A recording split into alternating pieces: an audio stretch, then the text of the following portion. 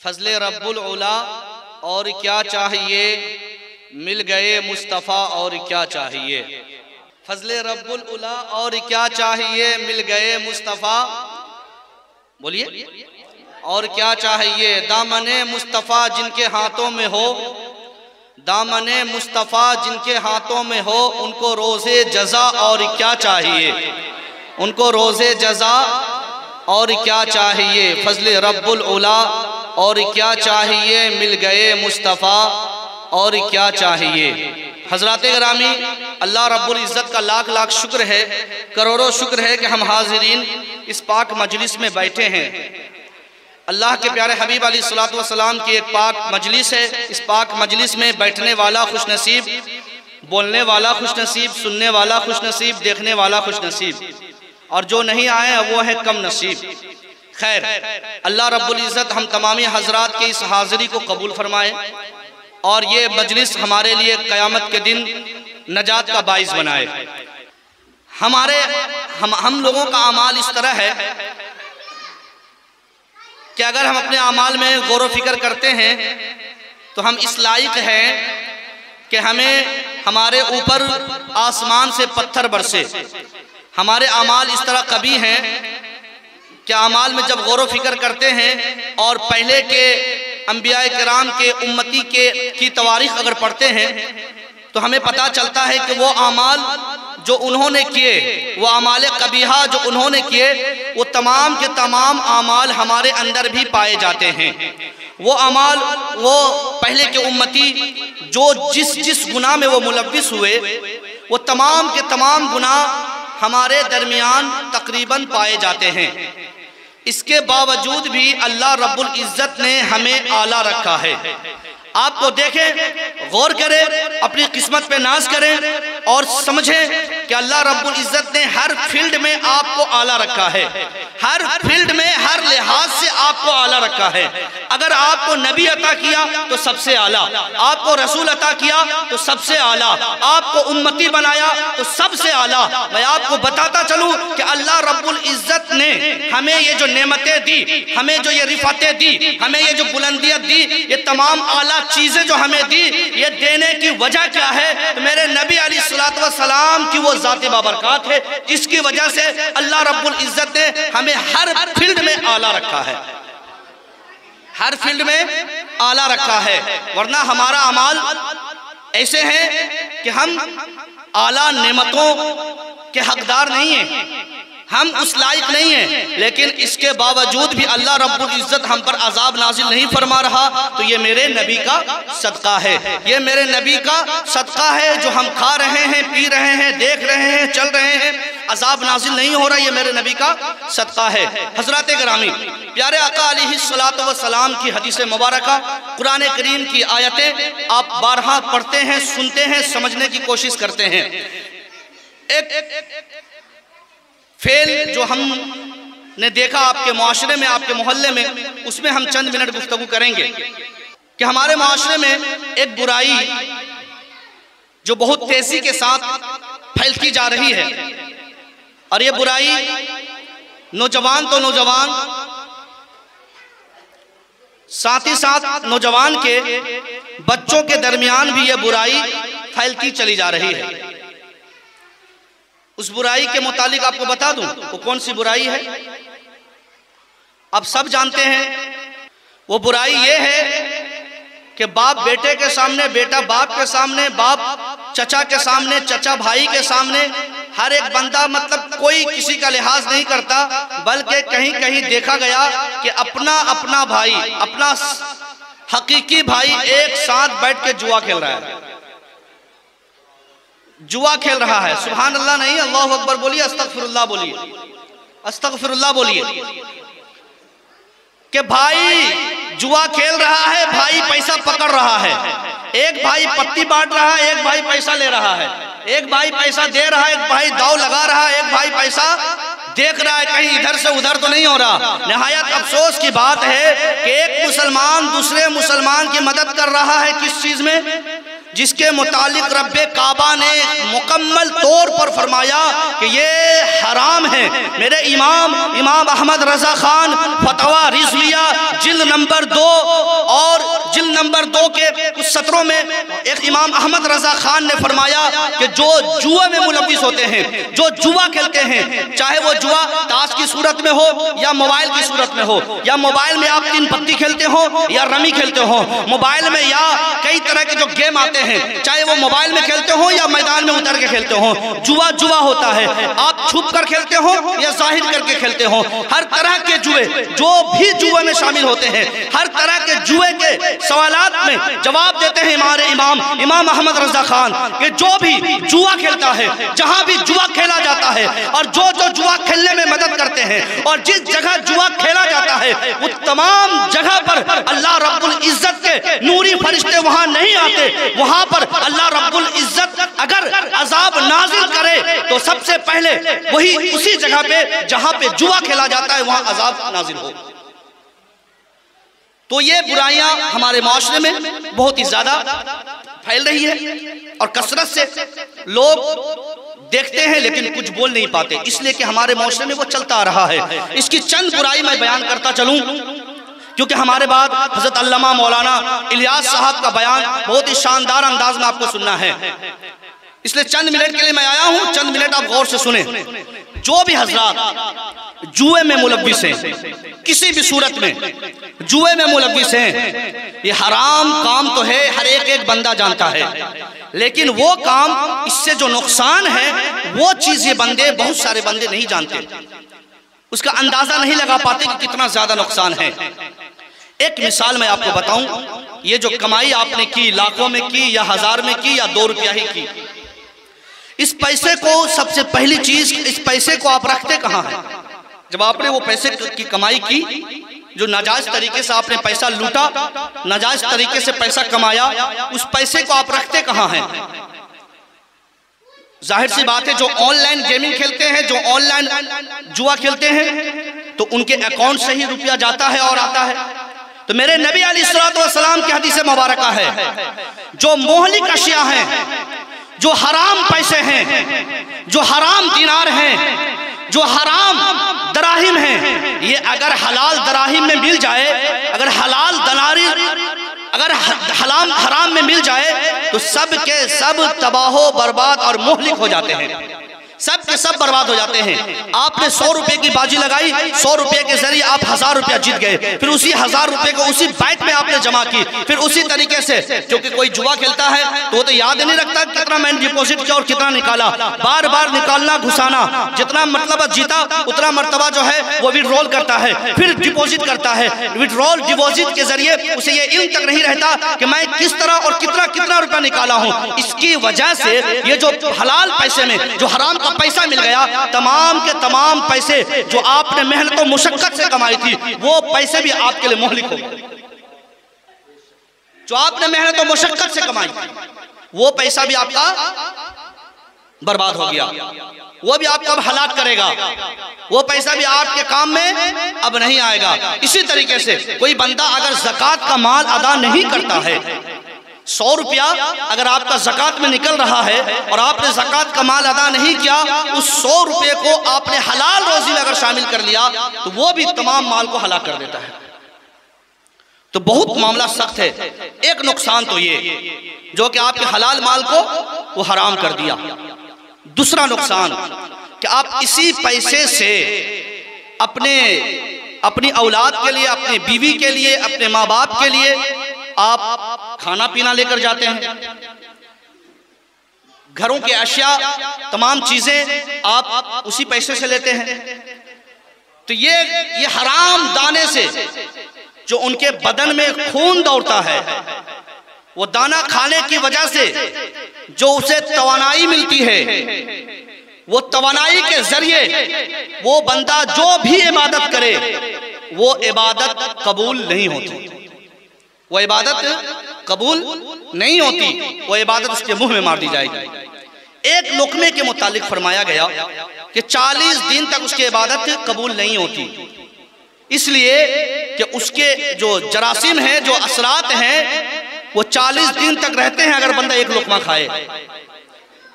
तो जब तक वो पूरा मुकम्मल तौर पर वो खून खत्म ना हो जाए, उससे जो तवानाई आई, ताकत आई, वो जब तक खत्म ना हो जाए उस वक्त तक उसकी इबादत कबूल नहीं होती। दुरूद पाक पर अल्लाहुम्मा सल्ली अला। हज़रात गिरामी, अल्लाह रब्बुल इज़्ज़त का लाखों शुक्र है कि हमें अल्लाह ताला ने ईमान की दौलत से हमारे सीनों को मुज़य्यन किया है, हमें इस्लाम की दौलत से मुशर्रफ किया है। अल्लाह रब्बुल इज़्ज़त ने फरमाया इन्नद्दीन इंदल्लाहिल इस्लाम। अल्लाह रब्बुल इज़्ज़त ने फरमाया कुंतुम खैरा उम्मतिन। अल्लाह रब्बुल इज़्ज़त ने हमें ये बताया कि तुम जिस मजहब के मानने वाले हो, अल्लाह के नज़दीक सबसे प्यारा और महबूब और मकबूल मजहब ओनली वन, ये सिर्फ मजहब इस्लाम है। और हमें यह भी बताया साथ ही साथ कि जो तुम इस मजहब के मानने वाले हो, अपने आप को अदना ना समझो, बल्कि आप बेहतरीन हो। तमाम उम्मतियों में आप बेहतरीन हो, आपको आला रखा गया है। आपसे मैं सवाल करूं कि जो आला होता है उनका काम भी आला होना चाहिए। जो आला है, जो बेहतर है, मैं आपके सामने, आपके नजदीक, आपकी निगाहों में आला हूं और मैं आला होने के साथ साथ उबाश किस्म के नौजवानों के साथ बैठकर फ्री फायर खेलने लगूं तो आप मुझे आला समझेंगे? जाहिर सी बात है आपकी निगाह में हमारी इज्जत खत्म हो जाएगी। आप मुझे आला समझे और मैं आपके मोहल्ले में घूम घूम कर जो है तरह तरह के जो उबाश किस्म के नौजवान काम करते हैं उस तरह मैं करने लगूं तो आप मुझे आला समझेंगे? आला समझेंगे?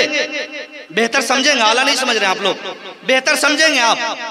तो आप तो यही गुमान करेंगे कि जो मेरी हालत है वही इनकी हालत है। अल मुख्तसर ये कि जो आला है उसे आला रहना चाहिए, जो आला है उसे आला काम करना चाहिए। अब अल्लाह रब्बुल इज़्ज़त का शुक्र अदा करें कि अल्लाह रब्बुल इज़्ज़त ने आपको अगरचे 60 साल की उम्र दी, 70 साल की उम्र दी, लेकिन इसी उम्र में अगर आपने अल्लाह रब्बुल इज़्ज़त के इबादत में मसरूफ हो गए, आप इसी उम्र में अल्लाह रब्बुल इज़्ज़त की रियाज़त में मसरूफ हो गए, तो मेरे नबी अलैहिस्सलाम के हदीस मुबारक है कि तमाम उम्मती जो आदम अलैहिस्सलाम से लेकर ईसा अलैहिस्सलाम तक जितने भी नबी के उम्मती तशरीफ लाएं, सब के सब बाद में जन्नत में जाएंगे। सबसे पहले अगर कोई जन्नत में जाएगा तो उम्मत मोहम्मदिया जन्नत में जाएगा। तो आप आला हैं तब तो आपको पहले जन्नत में भेजा जा रहा है। लेकिन शर्म की बात ये कि हम आला हैं, हम अरफा हैं, इसके बावजूद भी हमारा अमाल जो है पहले के उम्मतियों के अमाल को जब हम देखते हैं तो उससे भी बदतर होता चला जाता है, उससे भी हमारी हालत बदतर होती चली जा रही है। तो मामला इस तरह का हमारा बिगड़ रहा है। हज़रात गिरामी, अल्लाह की बारगाह में आइए, अल्लाह रब्बुल इज़्ज़त की कुर्बत हासिल करने की कोशिश कीजिए। जो अल्लाह रब्बुल इज़्ज़त की कुर्बत हासिल करने की कोशिश करता है, अल्लाह रब्बुल इज़्ज़त उसे अपना महबूब बना लेता है। अल्लाह रब्बुल इज़्ज़त उसे अपनी खास अब्दियत अता कर देता है। मैं आपको बताता चलूँ, जब बंदा इबादत में मसरूफ़ हो जाता है, जब बंदा इबादत करने लगता है, रियाजत करने लगता है, तो अल्लाह रब्बुल इज़्ज़त उसके बदन में भी एक खुशबू अता कर देता है।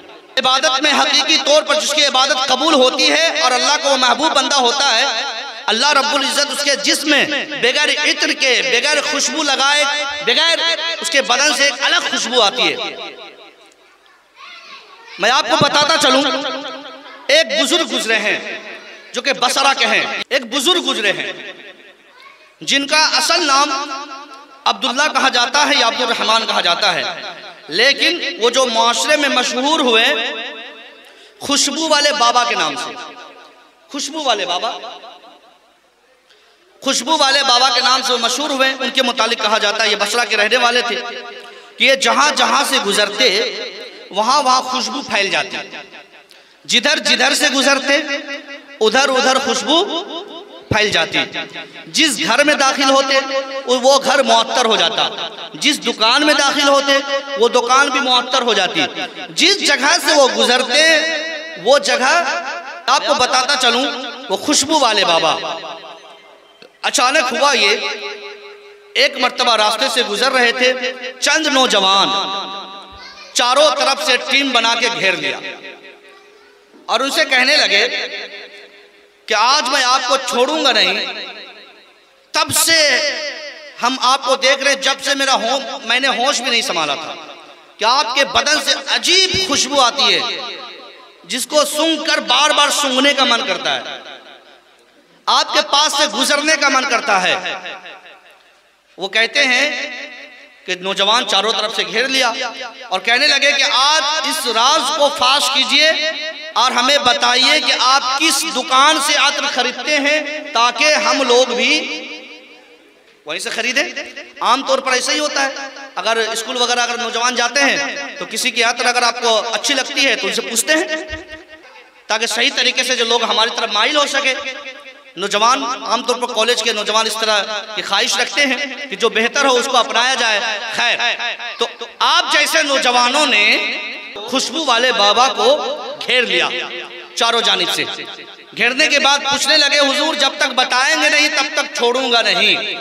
बार बार इसरार करने के बाद वो कहने पे मजबूर हो गए। देख लिया कि आप बताए बगैर चारा नहीं है, तो वो फरमाने लगे अपनी जवानी का वाकया कि जब मैं जवान था। तवज्जो से सुनेंगे नौजवानों, खास तौर पर आप तवज्जो से सुनेंगे, बाहर आवाज जा रही है वो भी गौर से सुनेंगे। वो कहने लगे कि जब मैं जवान था, हसीन था, खूबसूरत था, देखने वाला जब देखता तो देखता रह जाता। बोले सुभान अल्लाह। जो एक मर्तबा देखता बार बार देखने की ख्वाहिश रखता, इसलिए कि उनके चेहरे में इबादत का नूर नजर आता, उनके चेहरे में चमक थी इबादत की वजह से, उनके चेहरे में चमक थी रियाजत की वजह से। वो अल्लाह का महबूब बंदा था। अल्लाह का महबूब बंदा जब कहीं से गुजरता है ना, अगरचे वो चेहरे सूरतन काला भी हो तो देखने वाला फिर से बार बार देखने की ख्वाहिश करता है, क्योंकि अल्लाह रब्बुल इज्जत उसके चेहरे में अलग चमक ही रख देता है। वो अल्लाह के महबूब बंदे थे। वो कहने लगे कि जवानी का आलम था, जवानी की दहलीज में मैंने कदम रखा था, लेकिन अल्लाह का फजल के मेरे वालिदैन ने मुझे नमाज पढ़ना सिखाया था। मैं हमेशा अल्लाह की इबादत करता, हमेशा अल्लाह की रियाजत करता।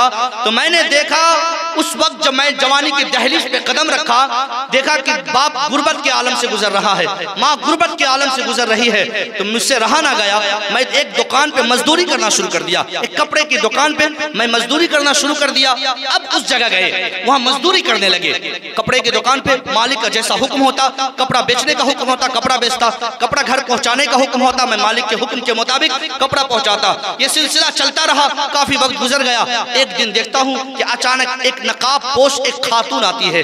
देख के समझ में नहीं आता कि खातून जवान है या बूढ़ी है, देख के समझ में नहीं आता, क्योंकि पहले का नकाब भी उसी तरह हुआ करता था कि सामने वाला देखकर ये अंदाजा नहीं लगा पाता, चलने उड़ने से ये पता नहीं चलता कि ये जवान लड़की है या बूढ़ी औरत है। एक खातून आई नकाब पोश थी। वो खातून कहती हैं मेरे मालिक से, मैं कपड़े के कामों में लगा हुआ था, मेरे मालिक से कहती है कि फला फला कपड़ा निकालिए और इस कपड़े को मेरे घर तक पहुंचवा दीजिए। वो खातून का हुक्म था।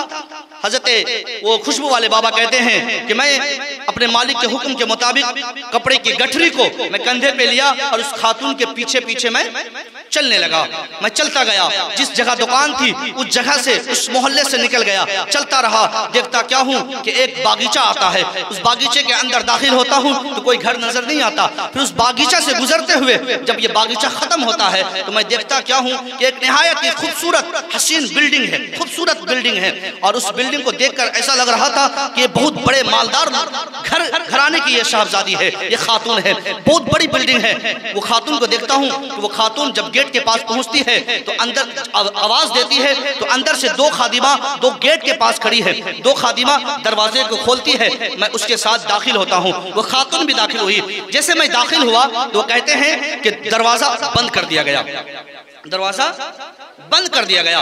वो कहते हैं कि फिर मैं अंदर दाखिल हुआ। जब मैं चलने लगा तो फिर देखता क्या हूँ कि एक और दरवाजा है और उस दरवाजे में भी दो खादिमा है जो उस गेट के पास खड़ी है। वो दरवाजे को खोला गया, फिर मैं अंदर गया। इसी तरीके से 7 दरवाजे के अंदर मैं चला गया। पीछे मैं मुड़कर देखता हूँ तो हर एक दरवाजा बंद होता चला गया, हर एक दरवाजे को बंद करके चली गई। आखिरकार 7 दरवाजे के पीछे एक कमरा आया। उस कमरे में जब मैं पहुंचा वो खातून अकेले थी, मैं अकेला था। तो जो की जरूरत है हमारे नौजवान, आज आपका ध्यान भटक जाता है, आप गुनाहों में मुलव्विस हो जाते हैं, हरकत आपको मौका नहीं मिलता कि आप गुनाहों में मुलव्विस हो जाते हैं। आप क्या बताऊं, आपकी हालत को देखकर कहने पे मजबूर हो जाता हूं। आप मौके की तलाश में रहते हैं, लेकिन अल्हम्दुलिल्लाह अल्लाह वाले भी ऐसे गुजरे हैं कि उन्हें देखकर खुदा याद आता है। उनकी सोबत में अगर आप बैठ जाएं तो अल्लाह याद आए। वो कहते हैं कि वो कमरा था 7 दरवाजे के अंदर एक कमरा, जहां कोई आने वाला नहीं, कोई देखने वाला नहीं, जो चाहूं करूं, वो जो चाहे करे, लेकिन कोई देख नहीं सकता। वो कहती हैं, वो खातून कहती हैं कि कपड़े को नीचे रख दो। मैं कपड़े को नीचे रखा, कपड़ा नीचे रखने के बाद मैंने रकम तलब की, इसकी जो कीमत है वो कीमत अदा करे ताकि मैं वापस जाऊं। मेरा मालिक मुझे याद कर रहा होगा, मेरा मालिक मुझे ढूंढ रहा होगा कि अब तक ये आया नहीं। वो कहती हैं, जैसे इनका कहना था कि कीमत वसूल करो, तो वो खातून फौरन ही अपने नकाब को उठाती है। तो नजर पड़ी मेरी, तो नजर पड़ते ही देखा निहायत ही हसीन और जमील खूबसूरत नौजवान लड़की है। नजर पड़ते ही मैंने अपनी निगाह को नीचे कर ली। करने के बाद मैंने कहा कि रकम आप जो है इनकी अदा करें, कीमत इसकी अदा करें। तो खातून कहती है, लो तुम्हारे सामने पूरी नौजवान लड़की खड़ी है, जिस तरह चाहो कीमत वसूल कर लो, जिस तरह चाहो कीमत वसूल कर लो। अल्लाह अल्लाह, वो अल्लाह के वो बंदे, अल्लाह के वो महबूब बंदे, अल्लाह के वो नेक बंदे, किस तरह अल्लाह रब्बुल इज्जत का खौफ उनके दिल में था। वो कहते हैं कि पहली नजर पड़ी थी, मैं निगाह को नीचे कर लिया, नीचा ही नहीं किया, बल्कि खातून ने जब ये ऑफर दिया, जब ये खातून ये कहती है कि जिस तरह चाहो कीमत वसूल कर सकते हो, तो मैं अस्तगफिरुल्लाह कहा। अल्लाह रब्बुल इज्जत से, अल्लाह रब्बुल इज्जत का खौफ मेरे दिल में था, अल्लाह रब्बुल इज्जत के खौफ से मेरे बदन में कपकपी ताड़ी हो गई। मैं सोचने लगा कि अल्लाह अकबर, ये क्या हो गया, मैं क्या सोच कर आया था और अब क्या हो गया। वो कहते हैं, खुशबू वाले बाबा कहते हैं कि मैं थरथरा गया, मेरे बदन में कपकपी ताड़ी हो गई, मैं सोचने में मजबूर हो गया, करूं तो क्या करूं। खातून कहती हैं कि ऐसे नहीं छोड़ूंगी, जब तक तुम मुझे मेरे इज्जत को दागदार नहीं करोगे, जब तक तुम मुंह काला नहीं करोगे, उस वक्त तक तुम्हें जाने नहीं मिलेगा। इसलिए कि बाहर खादिमा है, दरवाजा बंद है, जाओ तुम्हें तो कहां जाओगे। अल्लाह अकबर। आज नौजवान गौर करने का मकाम है। अगर इस तरह आज के नौजवानों को अगर ऑफर मिल जाए, आज के नौजवानों का अगर इस तरह अगर फैसिलिटी मिल जाए, ये नौजवान तो ये फैसिलिटी की बात तो छोड़ें, ये तो मौका की तलाश में रहते हैं, किसी तरह इधर उधर मुंह मारने के चक्कर में रहते हैं। अल्लाह अकबर। सोचने का मकाम। वो भी एक नौजवान थे जो अभी अभी जवानी की दहलीज पे कदम रखा था, अल्हम्दुलिल्लाह, लेकिन दिल पे रब तबारक व तआला का खौफ था। सोचने लगे कि करूं तो करूं क्या, बचूं तो बचूं कैसे, बचूं तो बचूं कैसे। तो फरमाते हैं कि एक हीला मेरे ध्यान में आया। वो कहने लगे कि हाजत आई है मुझे, पेशाब के लिए मुझे बाहर ले चलो। तो कहने लगे कि कमरे के अंदर एक और कमरा है, वहां बैतुल खला है, वहां जाके आप जो है हाजत पूरी करें। अल्लाह अकबर। ये नौजवान बैतुल खला के अंदर गए। जाने के बाद वहां ज़ारो कतार रोने लगे, ज़ारो कतार रोने लगे। दिल ही दिल में रब को वो याद कर रहे थे। वो सोच रहे थे कि अगर आज मैं ज़िना कर लिया, अगर आज मैं अपना मुंह काला कर लिया, तो कल कयामत के दिन प्यारे हबीब को क्या मुंह दिखाऊंगा, कल कयामत के दिन अल्लाह रब्बुल इज्जत के सामने मैं कैसे खड़ा होऊंगा। वो सोच रहे थे कि किसी तरह मैं बचकर निकल जाऊं, वो आग, वो जहन्नम की आग को मैं कैसे बर्दाश्त करूंगा, उस जहन्नम की आग को मैं कैसे बर्दाश्त करूंगा। वो सोच कर तड़प रहे थे, रो रहे थे, बिलक रहे थे, रब से दिल ही दिल में फरियाद कर रहे थे, मौला मुझे इस गुनाह से बचा ले, मौला इस गुनाह से मुझे बचा ले। एक हिला आ गया, जो रब को दिल से पुकारे अल्लाह रब्बुल इज्जत उसकी हिफाजत फरमाता है। हिला क्या आया, गए थे पेशाब करने के लिए, तो वहां दिमाग में एक बात आई कि उन्होंने क्या किया कि पाखाना भी कर लिया। पाखाना करने के बाद उस पाखाने को अपने बदन पे मल लिया। अल्लाह अकबर। गुनाह से बचना है, किसी तरह गुनाह से बच जाएं। अल्लाह अकबर। गंदगी लगा ली बदन पे और उसी हालत में बाहर चले गए। अल्लाह अकबर। वो खातून घिन करते हुए दूर भागी और कहने लगी, बदतमीज, तुम्हें इतनी भी समझ नहीं, इतनी भी अक्ल नहीं कि किस चीज को लगाया जाता है और किस चीज को हटाया जाता है। खादिमा से कही कि इस बदबख्त को बाहर करो। घिन आई, बाहर किया, दिल ही दिल में मुस्कुराने लगे। बोलिए सुभान अल्लाह। बाहर निकले, घर गए, घर में गुस्ल किया, ईशा की नमाज अदा की। तवज्जो से सुनेंगे, ईशा की नमाज अदा की, सोए थे, किस्मत बेदार हो गई। बोले सुभान अल्लाह। सोए थे, किस्मत बेदार हो गई। ईशा की नमाज पढ़कर सोए। दो रिवायत मिलती है। एक रिवायत भी ये कि सोए थे, हजरत जिब्रील अमीन फरिश्तों के सरदार ख्वाब में तशरीफ लेकर आए। जिब्रील अमीन ख्वाब में तशरीफ लाए कि हमारे नबी अलैहिस्सलाम से पहले आने वाले नबी हजरत यूसुफ अलैहिस्सलाम ख्वाब में तशरीफ ले आए। यूसुफ अलैहिस्सलाम जिनकी खूबसूरती का चर्चा है, जिसकी खूबसूरती को देखकर हजरत जुलेखा रज़ियल्लाहु ताला अन्हा दिल दे बैठी थी, उनसे बचते हुए हजरत यूसुफ अलैहिस्सलाम रूम कमरे से बाहर निकले थे। ये रिवायत मिलती है कि हजरत यूसुफ अलैहिस्सलाम ख्वाब में तशरीफ लाए। वो हजरत खुशबू वाले बाबा सोए थे, किस्मत बेदार हो गई। यूसुफ अलैहिस्सलाम ख्वाब में आए, जिब्रील अलैहिस्सलाम ख्वाब में आए। कहते हैं कि किस्मत बेदार हो गई। ख्वाब में देखता हूँ कि जिब्रील अमीन आए, मैं खड़ा हो गया, खड़े होकर सलाम किया। सलाम करते ही हजरत जिब्रील अमीन गले से लगाए। क्या गले से लगाए? जिब्रील अमीन गले से लगाए। दूसरी रिवायत यूसुफ अलैहिस्सलाम ने गले से लगाया और कहने लगे, आज तुमने वो काम किया है जो मैं नबी होकर किया था। आज तुमने वो काम किया है, मैं नबी होकर हजरत जुलेखा से बचा था, कमरे से निकला था। आज तुम उम्मती होकर आज वो काम अंजाम दिया है जो मैं नबी होकर दिया था। अल्लाहु अकबर। वो कहते हैं कि हजरत यूसुफ अलैहिस्सलाम चले गए, हजरत जिब्रील अलैहिस्सलाम चले गए। सुबह उठता हूँ तो पूरे कमरे में खुशबू फैली हुई थी, पूरे कमरे में खुशबू फैली हुई थी। मैं सोच रहा था कि जिब्रील अमीन अलैहिस्सलाम ख्वाब में तशरीफ लाए थे, इस वजह से हमारा रूम जो है महक रहा है। लेकिन वो कहते हैं कि जब मैं रूम से बाहर निकलकर मस्जिद जाता हूँ तो वहाँ भी खुशबू फैल गई। लोग पूछने लगे, आज कौन सी खुशबू लगा कर आए हो? तो मैं तो ताज्जुब में था, मैं उसे क्या जवाब देता। वो कहते हैं कि फिर उसी दुकान पे गया, उस दुकान पे गया तो दुकान भी मुअत्तर हो गई, वो दुकान में भी खुशबू फैल गई। अल्लाहु अकबर। यहीं तक नहीं, मैं जिधर जिधर से जाने लगा उधर उधर खुशबू फैलने लगी। मैं सोच में पड़ गया, आखिर ये खुशबू कहाँ से आई? एक दिन गुजर गया, 2 दिन गुजर गया, 3 दिन गुजर गया। मैं सोचता रहा ये खुशबू आई कहाँ से, लेकिन आखिरकार चंद दिन के बाद ही मुझे यकीन हो गया ये खुशबू कहीं और से नहीं बल्कि ख्वाब में यूसुफ अलैहिस्सलाम ने, जिब्रील अलैहिस्सलाम ने गले से लगाया है। तो उस वक्त से लेकर अभी तक खुशबू आ रही है। नौजवान से कहने लगे कि जवानी के आलम से लेकर अभी तक मेरे बदन से खुशबू आ रही है। खुशबू आने की वजह ये कि मैं गुनाह से बचकर जिब्रील अमीन ने मुझे गले से लगाया। तो उस वक्त से लेकर आज तक जहां जहां से गुजरता हूं, जिस जिस गली से गुजरता हूं, अल्लाह रब्बुल इज्जत इस अमल की बरकत से उस गली को मुअत्तर कर देता है। तो नेक अमाल के जरिए अल्लाह रब्बुल इज्जत आपके बदन में एक अलग खुशबू डाल देता है।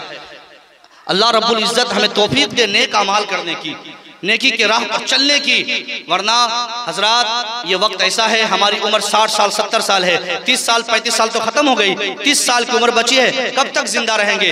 कब तक जुआ खेलेंगे? 30 साल के बाद तो पकड़ होगी, 30 साल के बाद तो आप अभी तक बेनमाजी हैं, 30 साल के बाद तो आपको जवाब देना है, कब्र की तारीकी में तो उतरना है। कब तक आप जिंदा रहेंगे? 30 साल 35 साल, उससे ज्यादा आप जिंदा रहने वाले नहीं है। 40 साल और कितना जिंदा रहेंगे? अल्लाहु अकबर। सोचने का मकाम है, मरना है। जब मरना है तो उसकी तैयारी करनी है। कब्र में उतरने के बाद कयामत कब आएगी? साल किसी को पता नहीं, कितने साल हमें वहां रहने हैं ये पता नहीं। उस कब्र की तैयारी करनी है। एक दिन कयामत का, एक दिन 50,000 साल का होगा। आप 50,000 साल एक दिन की उसकी भी तैयारी करनी है। अल्लाहु अकबर। फिर हिसाब व किताब का मामला है। इतने लंबे अरसे हमें अभी गुजारने हैं कब्र में, कयामत में, तो उसकी तैयारी आपको सिर्फ इसी 30 बरस में करनी है। इसी में बुढ़ापा भी है, इसी में सोना भी है, इसी में खाना भी है, सारे मामलात इसी में हैं। इबादत कब करेंगे?